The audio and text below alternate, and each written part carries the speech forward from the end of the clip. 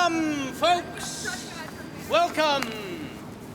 And now, the Van Trunk family players proudly present The Ransom of Red Chief by O. Henry. It looked like a good thing, but wait till I tell you. We were down south in Alabama, Bill Driscoll, and myself, when this kidnapping idea struck us. It was, as Bill afterward expressed it, during a moment of temporary mental apparition. But we didn't find that out until later. Bill and I had a joint capital of about $600, and we thought this kidnapping scheme was a good way to improve our lot. Philoprogenitiveness, says we, is strong in semi-rural communities. Therefore, a kidnapping plot ought to do well in Summit, Alabama. We selected our victim, the only child of a prominent citizen named Ebenezer Dorset. A mortgage fancier and a stern, upright collection plate passer. The kid was a boy of 10 with hair the color of a fire engine. Bill and me figured old Ebenezer would melt down for a ransom of $2,000. But wait till I tell you. One evening, after sundown, we walked past old Ebenezer's house. The kid was in the street throwing rocks at a kitten on the opposite fence. Hey, little boy, says Bill. how would you like a bag of candy? Oh, that'll cost the old man an extra $500. Said Bill. That boy put up a fight like a welterweight cinnamon bear. Ooh. And they're off. We got the little kid here. Oh, there's one to the face. And one to the stomach, the big gulp. Oh, the old roundy-do. And it's over, folks. But at last, we got him. We took him back to the hideout cave, and Bill mended his wound. The boy had found 2 buzzard tail feathers and stuck them in his red hair. Then he points a stick at Bill and says, "Ha! Cursed paleface! You dare enter the camp of Red Chief, the terror of the plains? We're playing cowboys and Indians, and you're Red Chief's captive. You'll be scalped before daybreak! Ah!"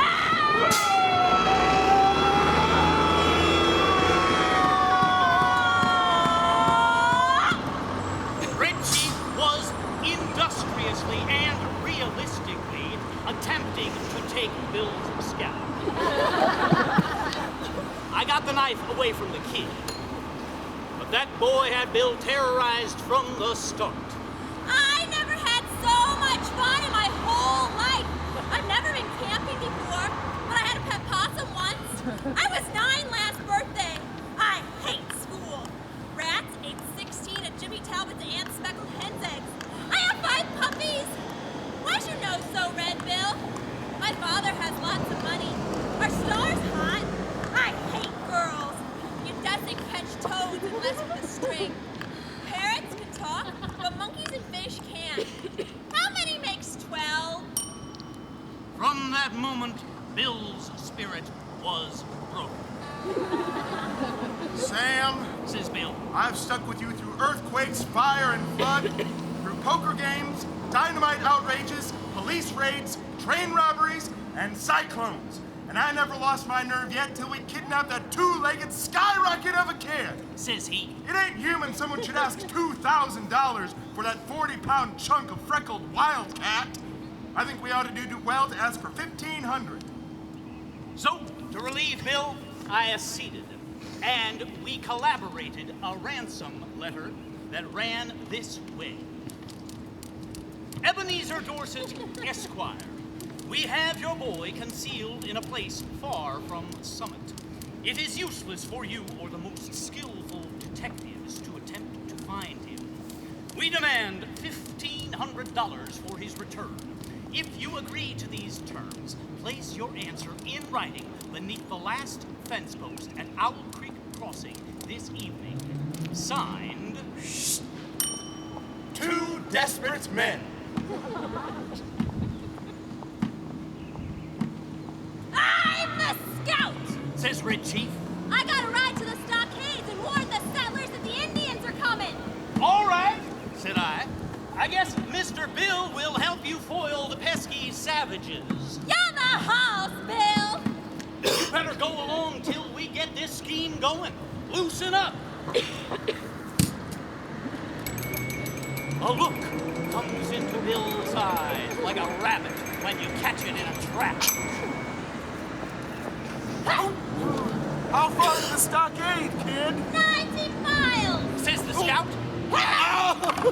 We should have asked for 1,000.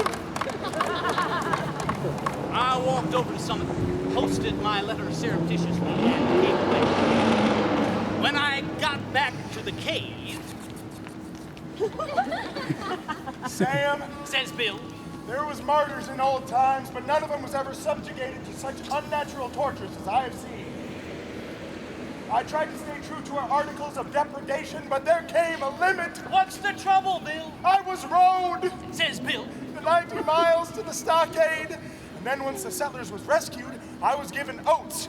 Sand ain't a palatable substitute. I tell you, Sam, a man can only take so much.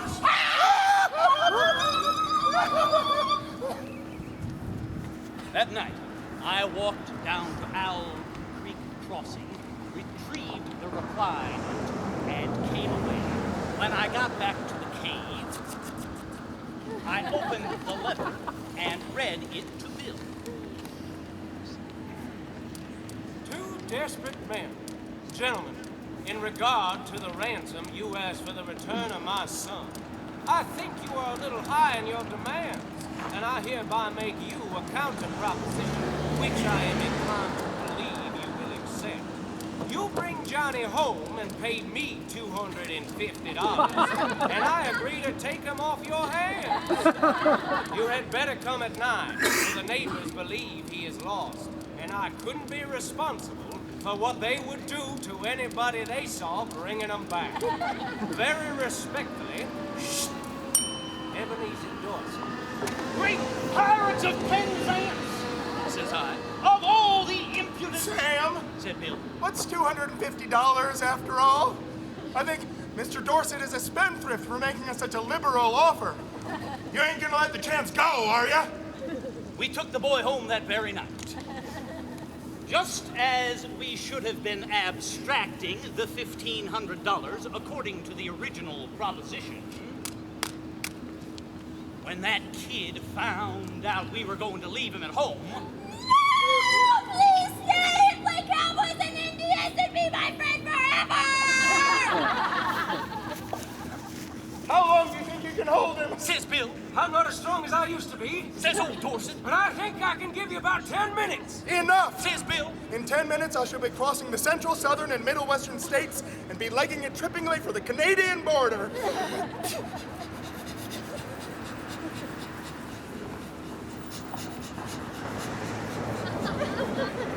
And as dark as it was, and as fat as Bill was, and as good a runner as I am, he was a good mile and a half out of Summit before I could catch up with him.